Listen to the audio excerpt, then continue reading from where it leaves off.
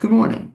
This is the Blainsboro webcast that can be found each week on Facebook, YouTube, and LinkedIn. You can also listen in on Spotify or Apple Podcasts. You get more information, find out about past shows at our website, which is behind me, blainsworld.net. I'm your host, Blaine Greenfield, and I'm here in my Zoom studio in lovely downtown Fairview, North Carolina. Each week we focus on positive news and information about people and organizations in both Western North Carolina and throughout the country. And toward that end, it's my pleasure to introduce a longtime friend, and he is Dick Woodbridge. And Dick, first of all, why don't you wave to all your fans and friends who are watching this? Hello, That, everybody, and hello, Blaine, and thank you for inviting me today. well, my pleasure. And I know, Dick, we were just talking off the air, must have been, I can't believe it, like 35, 40 years or something. And Yeah. I knew Dick, I was a college professor, and Dick was an attorney out of Princeton area. And Dick spoke to my classes a couple times and I met him different places. But what's fascinating about you, Dick, that I find is I knew you as a patent attorney, and that'd been your background. Let's talk a little bit about the background, first of all. As a kid, you grew up where? So I was born in Niagara Falls, New York, but my father came back to Princeton area in 1945 to go to graduate school. So I grew up in Princeton and got my degree in electrical engineering from the university there in 1965. Worked for a couple of years for Procter and Gamble out in Cincinnati.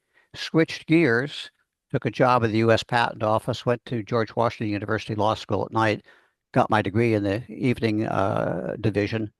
Worked for a big international firm called Baker McKenzie in the early 70s. And then in the recession of 73, they ran out of business for patent attorneys. So I came back to the scene of the crime, which was Princeton, and took a good-looking redhead girl from the South with me, and had a family in Princeton, and practiced there for the better part of 45 years in the patent business. I've been in the patent business for 51 actually before I retired.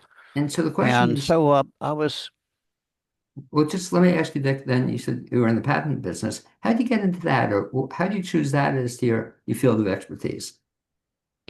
so That's a good question. I actually had not intended to be in the patent business. I had run across a friend of mine who, when I was at Procter and Gamble as an engineer, I was an electrical engineer, but I realized after 2 years that there's sort of a glass ceiling for electrical engineers in a company that makes soap and toothpaste. If I was really smart, I would have figured that out earlier, but I didn't. So I applied. There are some companies in DC that were hiring people and training on them to be patent agents and paying a salary, and they could go to law school at night, and they pay for that too. Well, by the time I applied for it, all those companies had stopped hiring for that cycle, but the patent office was hiring. So I interviewed with the patent office, and they offered me a job in their computer subcircuit division. And actually, the pay and benefits were quite good. I started out as a GS9, worked up to a GS13. I didn't really plan to have a career in patent law. I had thought I'd probably go into communications law. So I've always been interested in communications, electronics. I was an amateur radio operator and still am uh, for many, many years. And I like to build things electrically and fix electrical stuff, which was a lot easier to do in those old days. What happened was when I got out of the patent office, when I was thinking about going into communications, the opportunities were for patent attorneys. And in those days, you may find it weird, but in those days, patent attorneys were sort of the guys way in the back of the law firm with green eye shades, and they did something weird and nobody understood it. They sort of became more of a rock star type, especially as we got into the dot-com bubble and that area, and intellectual property became more important. So what happened was I didn't plan to be a patent attorney. I just sort of backed into the business, and I had the skill sets to do a decent job, and it was interesting stuff because every day something new would come in the office. So I sort of stayed with it. I probably should expand on that and just say I started out in a narrow niche, which was electronics. But when I got to Princeton and opened an office, that expanded because it was dictated by what walked in the door. So I moved from being a very narrow focused patent attorney to what I'd call a general intellectual property attorney. So I do trademarks, licensing, international, copyright, employment agreements, non-disclosure agreements, everything that walked in the door. Eventually, though, as I wound down, the part that I didn't really understand was the financing. And that's sort of how I got into investing and interested in things like biotech, which is not my specialty, but it is one of my loves. And so the other thing that always amazed me about you, Dick Woodbridge, is aside from having this career as a patent attorney in the Princeton area, you also got involved in politics, And I don't know if I'll say that quote in your spare time, but you were also the mayor of Princeton, right, for a while? Yeah, yes, I was. So what happened was I got involved in politics because when I was in Washington, I ran across a redhead who was worked for a congressman. She is now my current wife, and and so I got to see some politics at a local level. When we moved to Princeton, somebody found out that my wife was involved in politics, and they wanted her to help on the local mayor's campaign. Well, partway through the campaign manager quit. They turned to my wife. Well, she was 7 months pregnant. She couldn't do it. They turned to me, who had no political experience of any relevance other than being a bystander, and said, "How would you like to run the campaign?" Well, this, of course, was right after Watergate, and nobody was voting for what was a Republican in those days. So I ran the campaign. It was a disaster. They asked me to run the next time. I thought I'd do really good. I was, a local kid. I knew everybody, blah, blah, blah. So I ran the next time. I ran against Barbara Boggs Sigmund, who later on turned out to be a good friend of mine. And not only lost in the field of four, I came into miserable fourth behind somebody I don't think anybody knew. So I wasn't happy about that. But the next day they asked me to do it again. And so next time around, I did a different type of campaign, a very high touch. So I did a lot of door to door. I wrote postcards. I had my math teacher make telephone calls, stuff like that. Really high touch. So next year, this is a really fascinating study. I got elected to the borough council with the most votes anybody up until that time had ever gotten running for borough council. Now, the moral of the story is the candidate wasn't any better. He didn't improve in the year between. He just ran a very different type of campaign, more high touch. And I learned a lot from that campaign. I uh, I spent 11 years on the Princeton Borough Council and got as far as council president. But I'd also been police commissioner, fire commissioner, engineering, worked with the whole thing. Family got bigger. We moved to the township. The township was the donut that surrounded the two towns. And I got written in on the Republican ticket when one of the Republicans dropped out. I told the papers, I said, look, vote for my buddy here. I'm still trying to get my feet wet here. And it turned out he had some baggage from having been on school board. So I got elected to the township committee. And the part that was so weird was that so okay, I'm on township committee. I'll have some experience, but it's a slightly different world.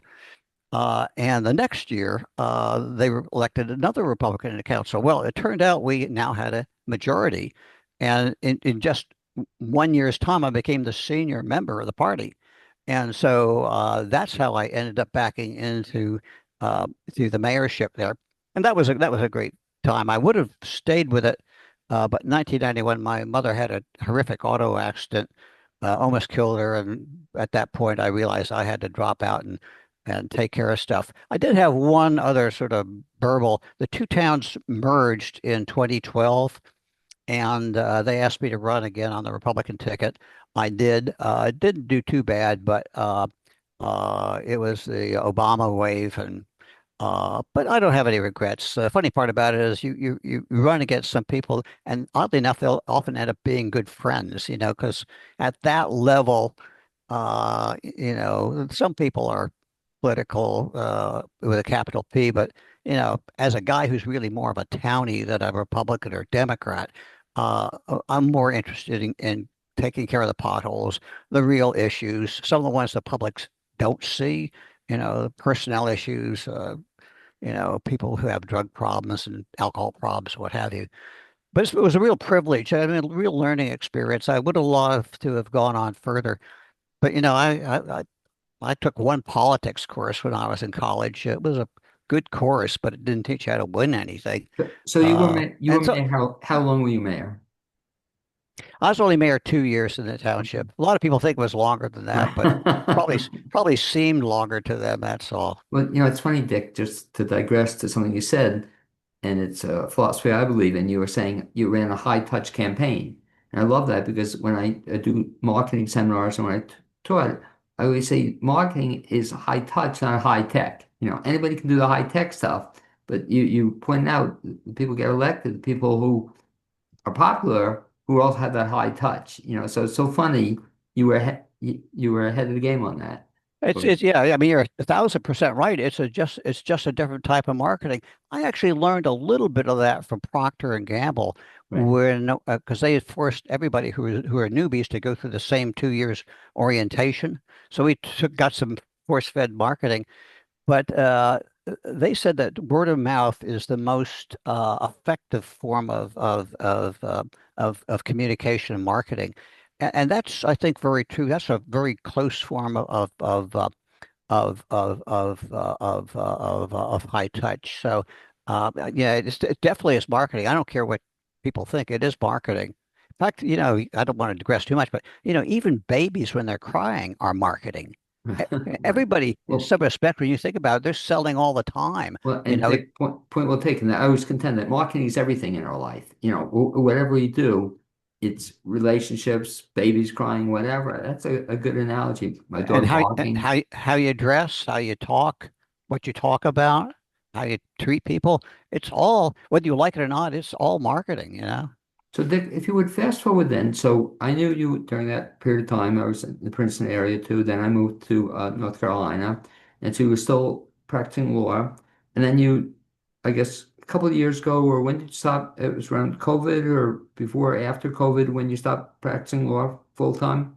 Right before COVID, Okay. yeah, so 2019 in March, that was when my contract was up. I had just turned 75, and it was really time to go. What was driving me at that point was, it's not so much I didn't like what I did, and I was doing a lot more trademarks at that point than I was doing patents, because trademarks go on forever. Um, but it was the realization, if I didn't quit, I had sort of a few projects I wanted to do. And if I didn't quit when I was 75, when would I ever do them? So that was probably driven as much as anything else. Just a weird side of show. I'm calling in from beautiful downtown Naples, Florida, as we speak, where it's a bone-chilling 73 degrees outside today. So I hope you feel my pain. And yeah, and it's you may have heard it's like a 14 here in Western North Carolina today. So what's cool though, Dick, that all of a sudden then we bump into each other, and I hear now you've written a book, and I have to ask you about that. Is that something you'd always? So this is your first book you wrote? We'll talk This about. is I co-authored a book years ago on intellectual property in Okay. New Jersey, and I've written a fair number of articles. But this is the first traditional book I've written. Yeah. And so talk about that process. Was when I heard about that, it just blew me away. I knew you as his patent attorney, I knew you as a whole bunch of different ways, but as an author, when did you decide you wanted to write a book? Probably 20 years ago, and it wasn't just a desire to write a book. It Or a was when I novel? when, Yeah. when I had this weird thought that sometimes comes to you in your unguarded moments, where what would happen if a patent attorney had two clients? Client A comes in on Monday and it has invention A, and then client B comes in on Tuesday and has invention B. And what if the patent attorney looks at these A and B inventions and says, wow, wonder what would happen. If you put these two things together, you could really either do something really good, or if it fell in the wrong hands, it could do something really bad. You know, it could be a chemical that could kill cancer, but also kill a lot of people. And Right. you could make a lot of. It started with that and the desire to work on that, but that subsequently morphed quite a bit. And so it morphed. And then all of a sudden you got into writing the book. And by the way, I have my Kindle copy. I can't show it. Do you have the copy of the book in front of you?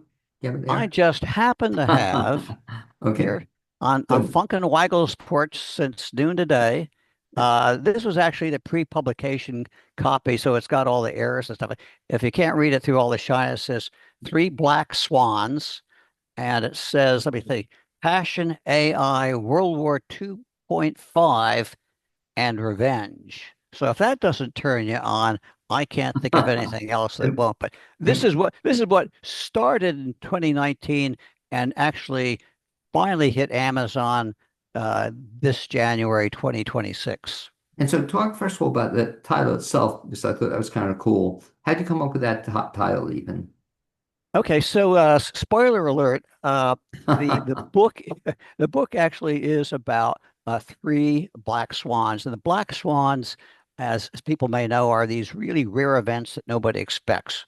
The COVID, for example, came out of left field, and who was expecting it? Look how it shut everything down. So it really is the concept that if you if you if you take uh, three different very serious black swans. One would be a really highly contagious, but not very symptomatic until it's too late virus, and let that out in the world. That would be black swan number one. Gotcha. And then you combine that with an attack on the communication system that not only messes up our own dialogues and stuff, but also that communication system gets into the financial system, creates ransomware issues, shutdown issues, all that sort of stuff. That would be SWAN number two. And SWAN number three would be an interruption of your energy supply. That energy could be electrical, could be an attack on a regional grid. That's already been done. Or it can be a physical attack on Saudi oil fields when the Houthis lob a Scud missile in there or what have you. So if you take those three things, a very serious new contagious virus, attack on communications and financial institutions, and attack on your energy sources, and you do them all at the same time, okay, you have what is referred to as a polycrisis. And a polycrisis is interesting because it's not additive. It's not one, two, or three. Okay. It's really geometric.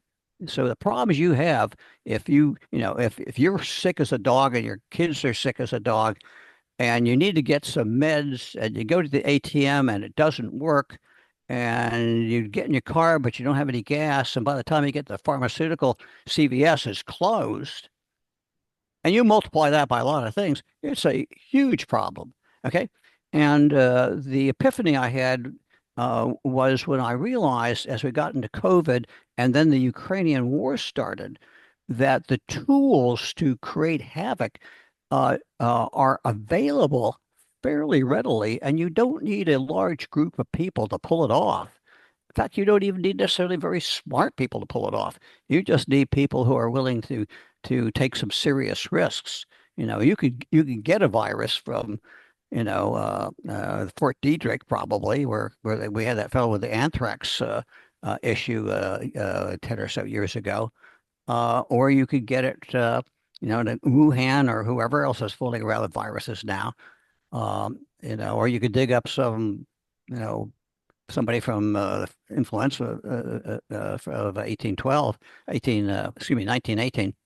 By the way, Um, and so you could just a few people could do this, pull it off. Yeah, I'm sorry. Go ahead. no, I want to thank you because for the spoiler alert, because I only went through about page 50, I think, so I haven't gotten into the heavy start part of the book. But I would say I'm fascinated by it because it's a really interesting story.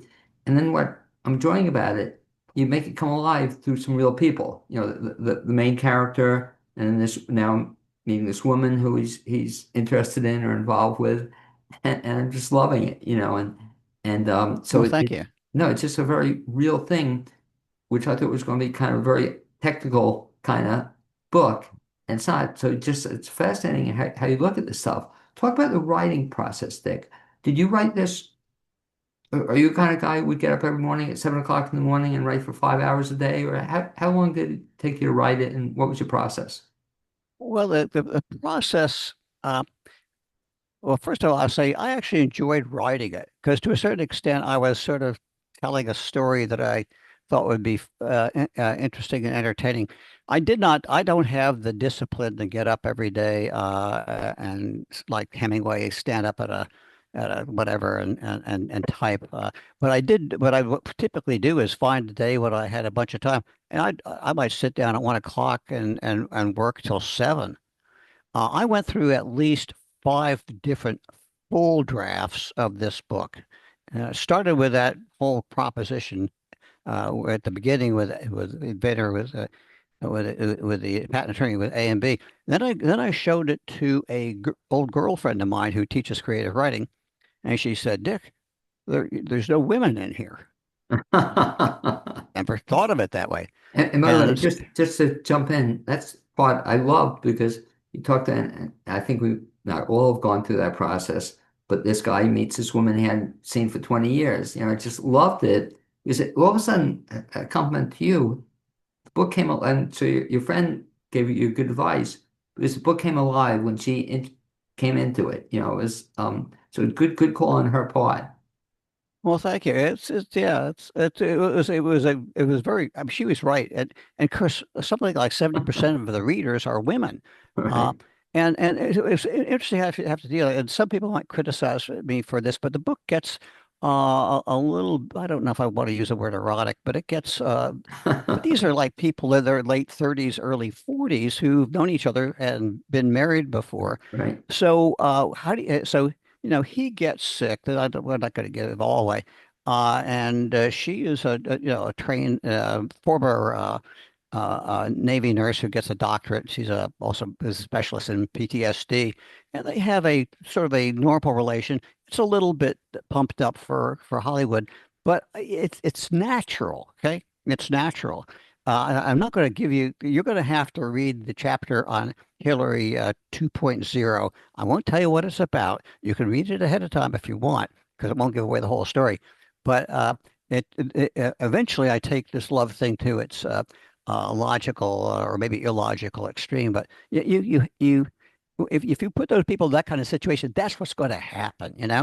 But you have to have some vehicle to show how this could be a danger and and you got to and how one person might be able to do it with the help of its AI computer. And the interesting part about it is that it's really the AI computer, the sentient AI supercomputer, that's the real heroine of the story. Okay? Because it's the computer that comes up with a bunch of the answers and the solutions that ultimately end up with a happy ending. Uh, so, I did. It started out. I mean, if you had asked me what the what the highest purpose is, it's really a warning.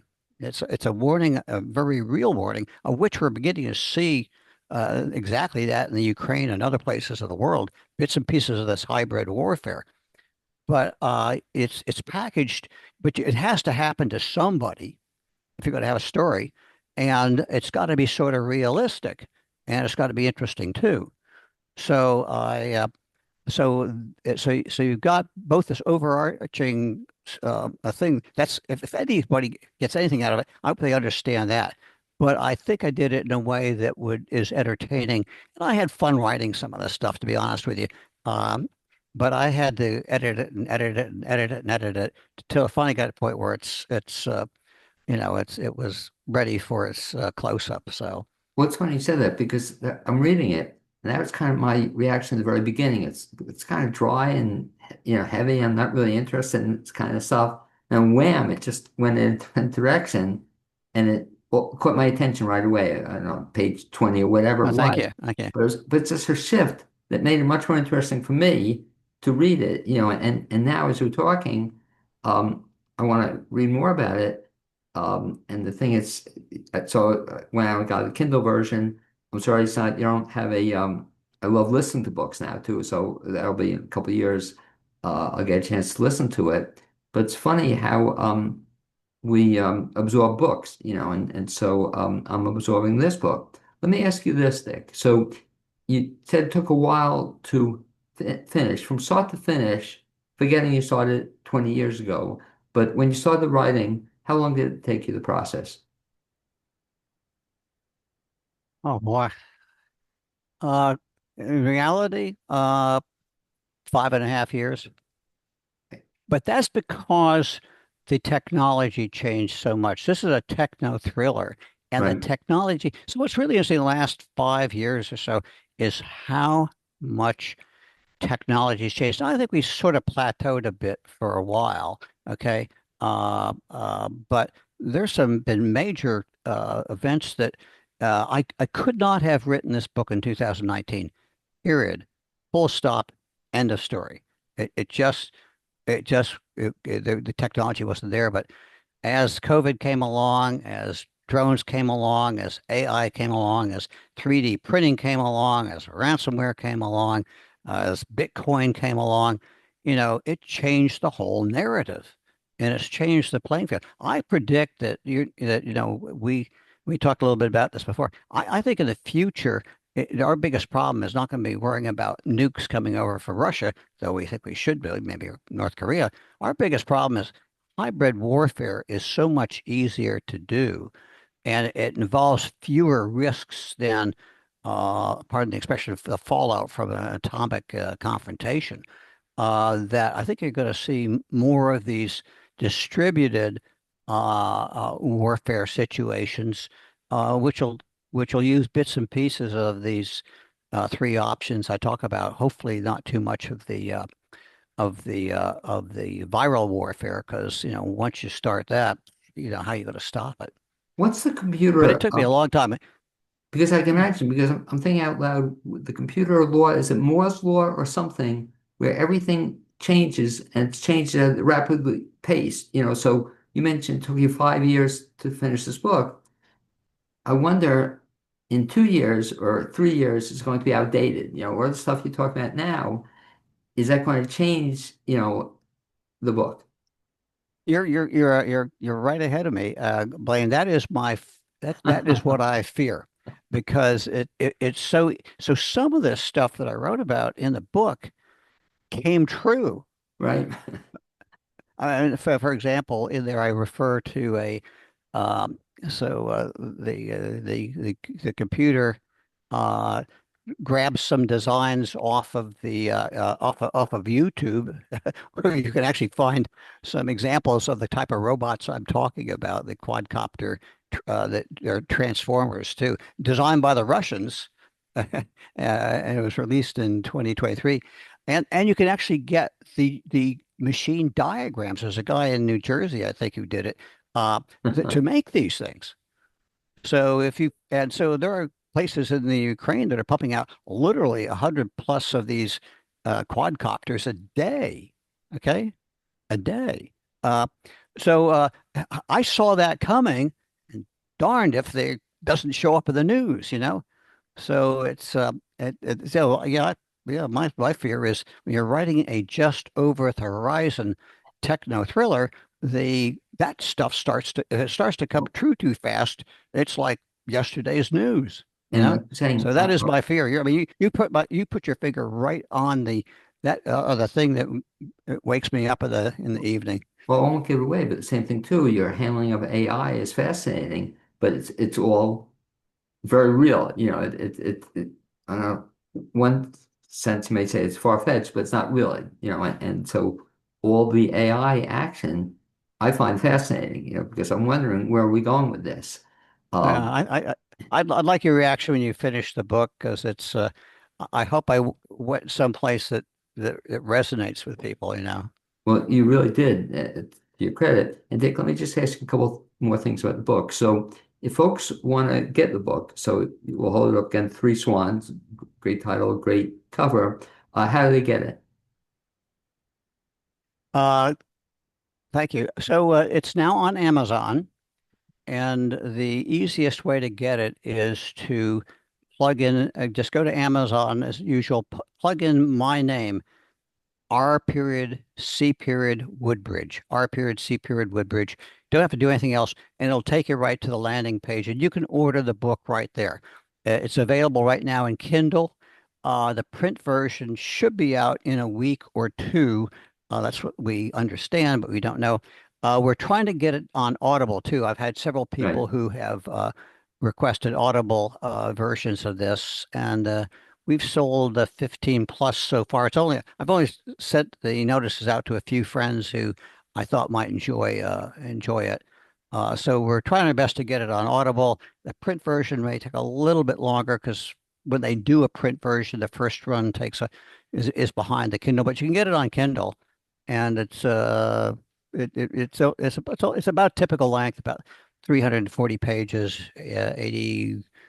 80,000 words or so, something like that. No, I appreciate the And it advice should be a fairly, yeah, because I was going to should be a pretty quick read. yeah, I I'm was going sorry. to read another version, but the Kindle is absolutely great to read on it. And last question, Dick. So we have this book under your belt. Do you see then, you mentioned some ideas. Do you see a second book coming, a third book, or is that going to be your next career to be a writer? Uh, so the answer is yes, I do. I work with a very good agent publisher by the name of Jeff Schlesinger with Behringer Press down here. And he recommended I do a second book also. He had thrown out an idea. I'm fiddling with it too. Uh, and the answer is yes. I want to sort of see how this goes for a while. I've started a file with book number two, got a few ideas in there. Uh, there are certain things that are you could play with. One of the things Jeff talked about is maybe some sort of situation where you could go into the future and take a look at how good you were. I find this whole business of prediction markets very interesting, and how that's playing out. One of the things that is possibility and really frightening is in this Sunday's New York Times Magazine section, they talked about how advanced the Ukrainian drones are. It's not a stretch of the imagination to produce a drone that has facial recognition, Sure. character recognition. It could be a sleeper drone. It could be sitting in a ballroom or, what was the East Wing of the White House, and it could be just sitting there checking every so often, and all of a sudden it sees a target that it wants to go after, and up it pops and over it goes, and bang. That's, just a hair ahead of exactly what the Ukrainians are playing with. So they could recognize uniforms. Keep in mind, you can also recognize, people talk about recognizing people by face. Face is a very good way, but, you can recognize, I find it interesting, you can recognize people by how they walk. So before we moved to the community we're in now, I was on a golf course on the ninth hole. I could tell who people were by the way they walked before I could see their faces. It's very interesting. So you could start a sort of terrific story around something like that. But you raised a good question. So the answer is yes, I am. I'm looking for good ideas. Uh, and I'm playing with a few right now and talking to some friends about that too, especially ones who are really well versed in the technology that I'm talking about. And then also, of course, we have uh, uh, Swan, the movie too, is going to be, down the road. It's really yeah. So yeah. So it's interesting what people think about when they write, because I have never written this kind of thing before. But I saw it as a movie in my head as I wrote this thing out. Not necessarily as a movie, but visual images. So if you would ask me, in any particular scene, in any particular chapter, where the chairs were in the room, where the sofa was in the room, where the paintings were hanging, where the clock was on the wall, I could tell you, even though it's not in the book. Isn't that interesting? So it's actually done that. The other part that's, I think, even more fascinating, I mean, just really mind-blowing, more fascinating, is that, we're just about there where you can take this book, okay, put it into AI and have it generate a plausible movie, you know? And well, who's going to star? Well, they talk about the writers being out of business. you know, the stars are out of business. You can make your own star. There's this woman called, was it, Tilly, I can't remember her last name, that they just simply made up. Yeah. And she's sort of like a star now. And Well, so you could take this book and right, there are Hollywood people dealing with this right now, and make up your own characters, fill around with it. I did take some early chapters just to scare you a little bit of this, and it did a couple of things. One of which is I asked it, who writes in this style? Who does this most mimic? And fascinating. it said it came back with Tom Clancy and John Grisham. It should have come back also with Carl Hyacin because he's one of my favorite authors too. But it was frightening, and I think there's some truth to it. I don't. It didn't say I wrote as well. It really talked about the style. The other thing that was really interesting is I took several chapters of this, ran it through AI, and I said, write a screenplay based on this. I see it. Yeah. I'll be darned if and this was probably a year ago when I did this. I'll be darned if it wasn't really close to spot on. I mean, it's like this is just really interesting. Yeah, I mean, I don't think we're more than a few years away from maybe 4 or 5 years in the future when teenagers in high school can make their own movies. Set in any set that you want, uh, based upon whatever they think. I think they could be very. I think actually, I think it's going to be a very competitive market there. You could also take some of these old, see, the Count of Monte Cristo is coming back to Netflix. You could take some, Ivanhoe, whatever, run it through this, make a version of it that you like. Take Your Wife, February 14th, Wuthering Heights. It's coming out, another version. Dick, if folks want to keep track of you so they can get the book, we talked about it on Amazon. Are you on LinkedIn? Is there any place if folks want to track what you're doing or you're writing, any way they Yeah, can keep yeah. up with you? Thanks for asking that, Blaine.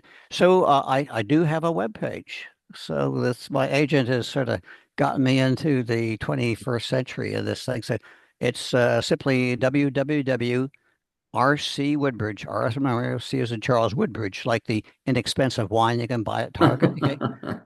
So, RC folks, Woodbridge, no periods, no caps, rcwoodbridge.com. That'll take you to the to my website, and you can reach me through the website. good deal. And you can also order. It'll take you to either Behringer's or to the Amazon fulfillment page. So if you want to reach out or see what exciting things I'm doing, uh, you know, you can watch me. Maybe I'll put a pickleball up there video just if you want a couple of good laughs. Well, anyway, appreciate as always being in touch with you, Dick Woodbridge. It's been a pleasure all these years. Also, I thank my producer, Cappy Tassetti, and I will definitely let you know, hopefully within a couple of weeks, what I think of the rest of the book, but I'm enjoying it so far. So thanks, Well, man. thank you, Blaine. It's great to catch up with you again. It's been a real pleasure and it's always fun to talk with you. Likewise. Thanks, man.